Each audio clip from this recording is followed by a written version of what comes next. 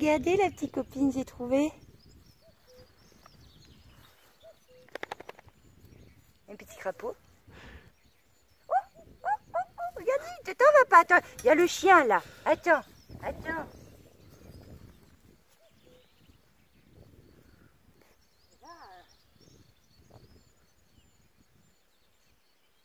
Allez, voilà. Copine. Ah oui, parce que toi tu vas la manger. Viens ici.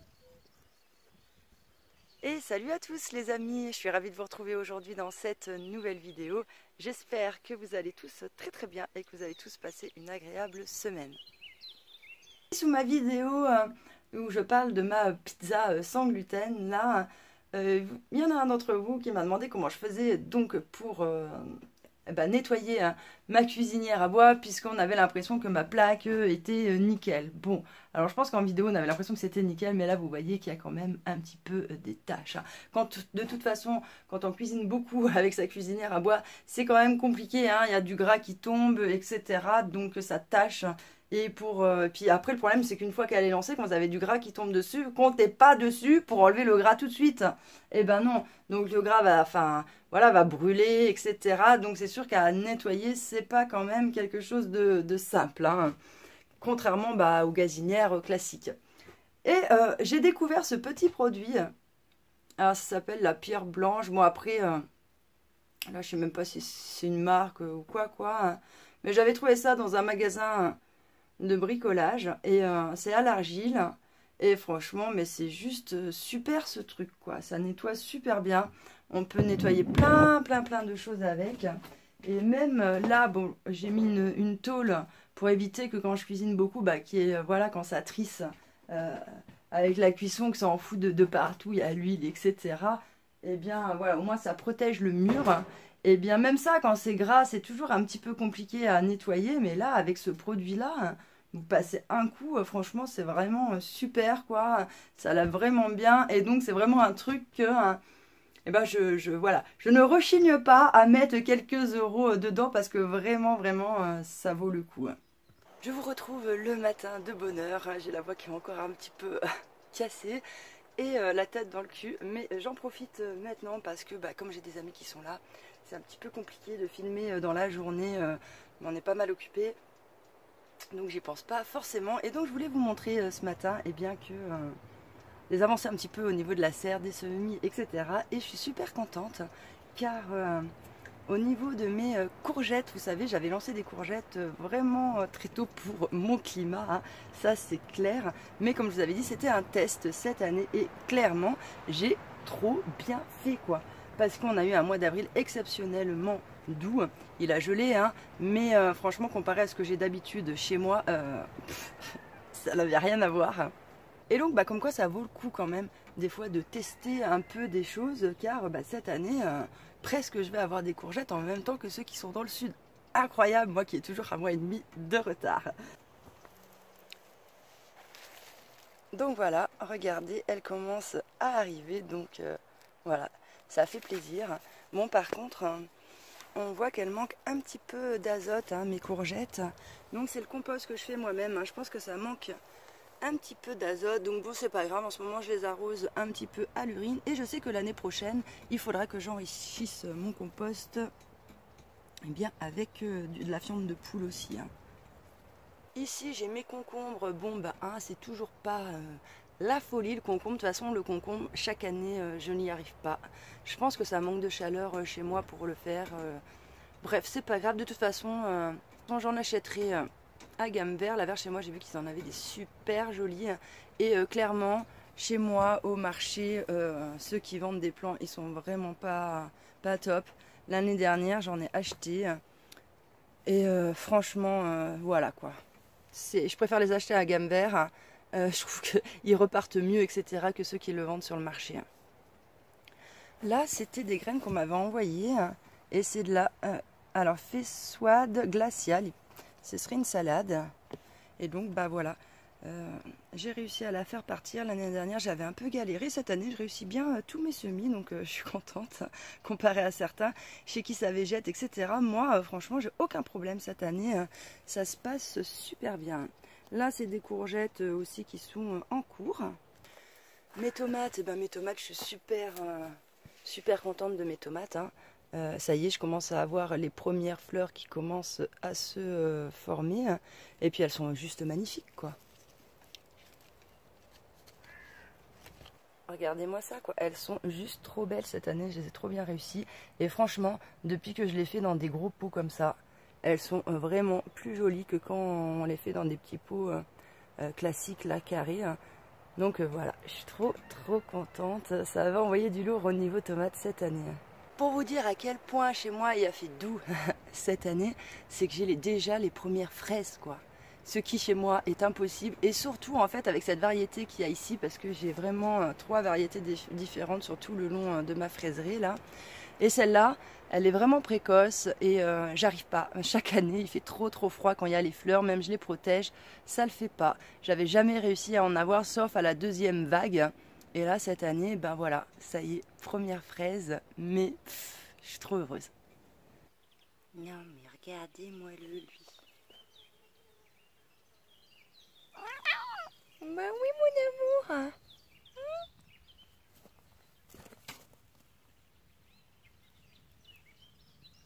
Il s'est fait un petit bobo là.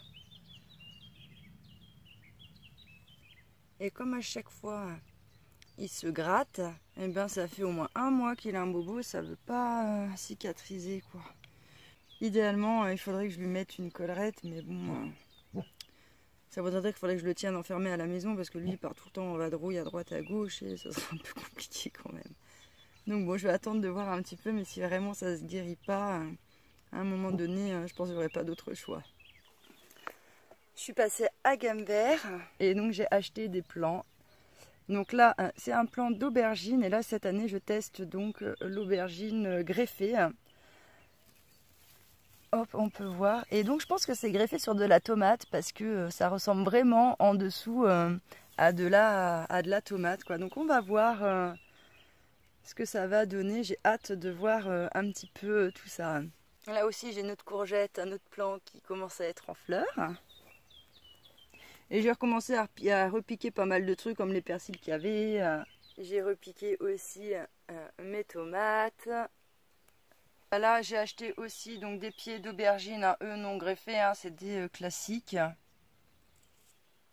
Ils étaient super beaux, et donc avant, comme il fait très doux, avant qu'il y ait la razzia, et puis après que j'ai plus que des plus petits plants, eh ben, je me suis dit allez, je vais les acheter tout de suite, comme ça ce sera fait. Et j'ai aussi acheté les poivrons, hein. Cette année j'avais pas envie de me casser la tête à les faire. Et donc on verra comment ça va se passer.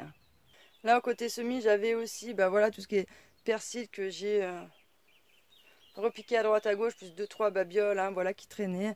Là dans pas longtemps je vais m'occuper des choux, parce que franchement ça fait un petit moment qu'ils sont dans leur pot maintenant. Ils sont bien grands, et voilà, là ça devient urgent que je les repique.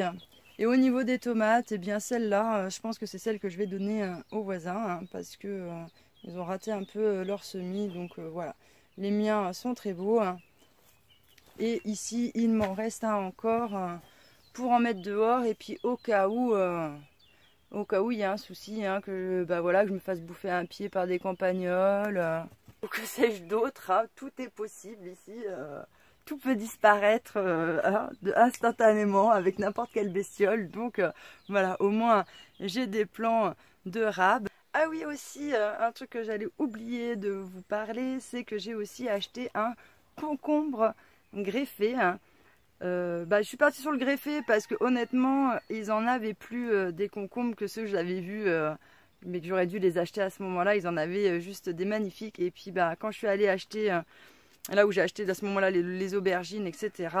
Eh ben voilà, les concombres étaient déjà partis, il ne restait plus que des greffés. Donc du coup je me suis dit, voilà, je vais tester le concombre greffé. Et puis voilà, malheureusement les futurs concombres qui vont arriver au magasin à Gamme Vert, ils seront beaucoup plus petits que ceux que j'avais vus.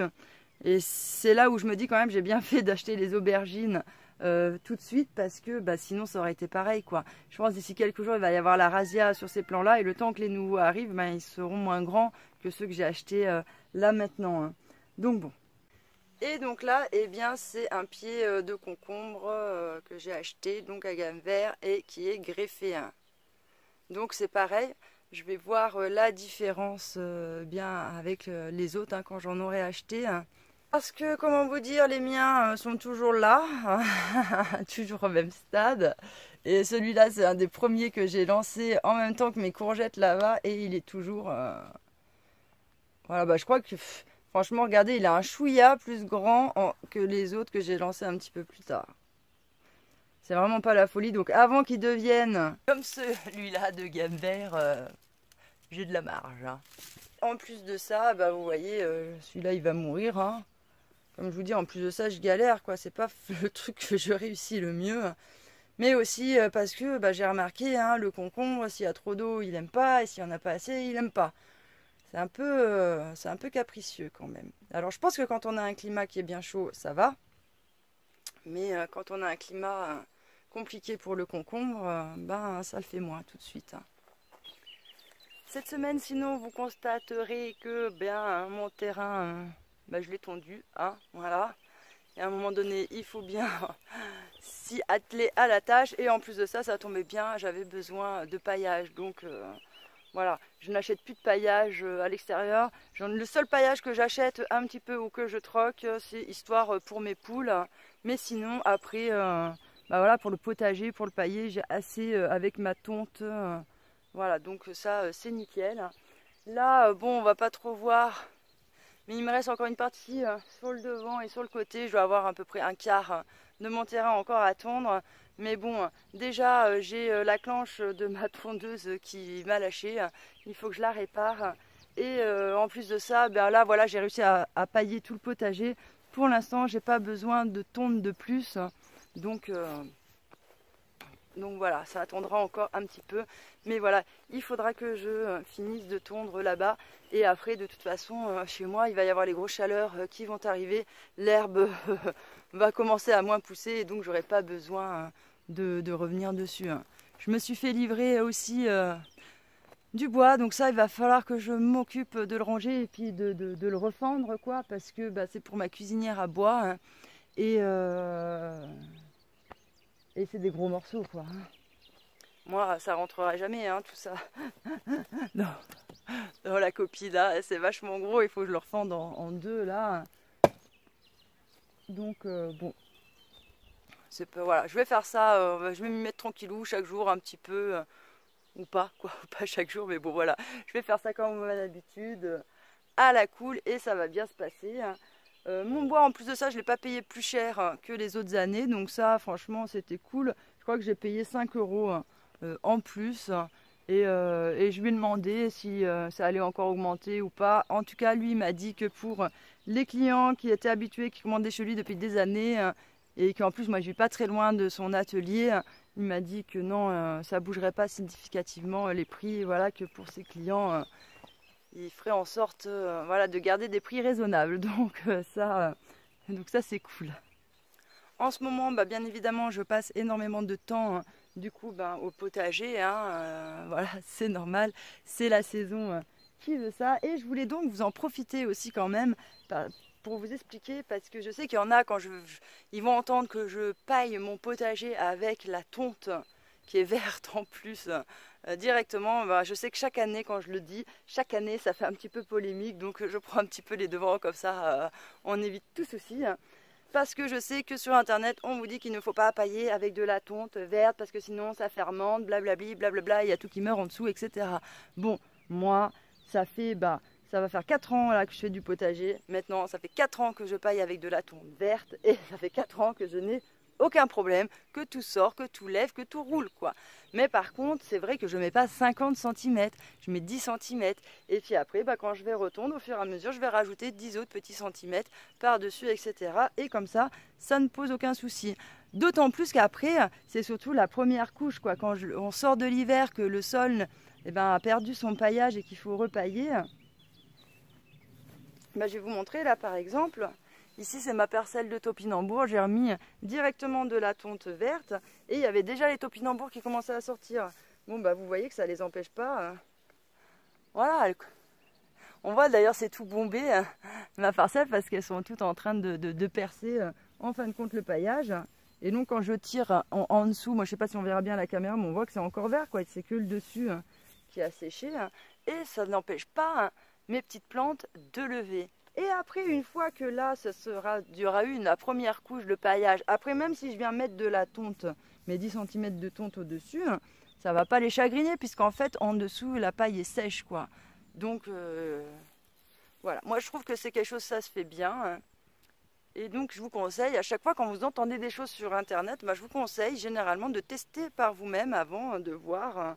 Parce que des fois, on peut partir sur des a priori et qui, en fin de compte, ça fonctionne, quoi. Donc voilà, testez toujours pas vous-même, vous vous rendez compte que ça ne marche pas, et bien voilà, vous vous dites ok, ça marche pas. Là en l'occurrence, moi je vois que c'est quelque chose qui fonctionne bien, et même d'ailleurs, ce qui est bien quand on met de la tonte qui est humide, c'est que si on a la parcelle qui s'est un petit peu desséchée, et ben la tonte, ça rapporte de l'humidité quoi quand même. Donc voilà. Voilà les amis, vous l'aurez compris, cette semaine ça aurait été potager, potager, potager, potager. Je sais qu'il y a un petit côté redondant, mais voilà, il faut bien, voilà, je vous partage vraiment les choses comme je les vis. Et donc voilà, là c'est la phase un petit peu redondante du potager, comme chaque année, c'est comme ça. Je vous remercie de m'avoir écouté les amis et je vous dis à bientôt dans une prochaine vidéo. Ciao.